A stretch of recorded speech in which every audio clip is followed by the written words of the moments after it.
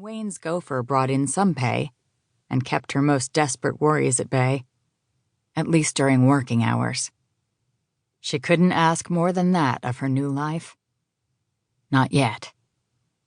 Was that shushing sound the river tumbling over its banks, or just the breeze through the spruce tops? Where was Dee? Only 3 minutes had passed. The emptiness was getting to her. Too much open space after a decade in the overpopulated Lower Mainland, where even the wilderness trails were rarely empty. It was a 2-minute drive down the hill into Bragg Creek.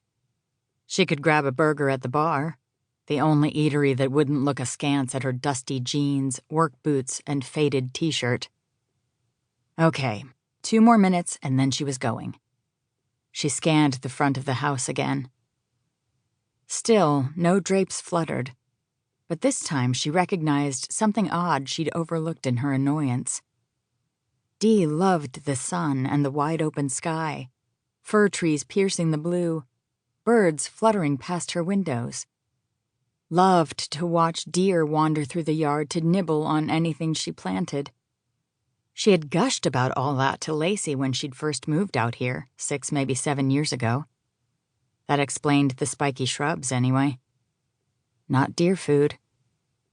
Why now were all the windows shrouded in heavy drapes on a celestially sunny day, when small birds were squabbling around a seed tray suspended from the porch overhang?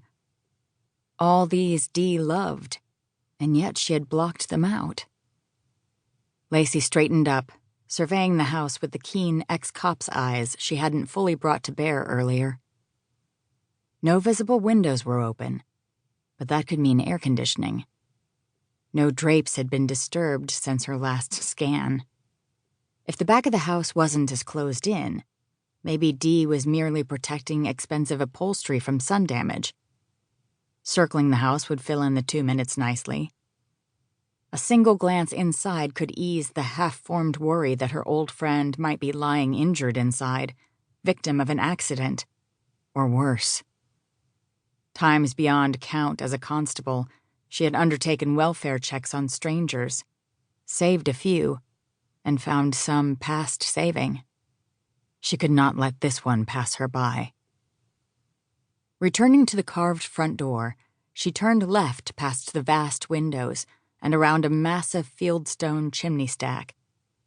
Each window she saw was securely locked and swathed. French doors on the rear terrace had their blinds turned down too tight to see anything at all between the slats. Impossible to guess which rooms lay beyond which windows. She'd seen grow-ops less carefully cloistered. A plank deck connected the terrace and the front patio to a triple-car garage.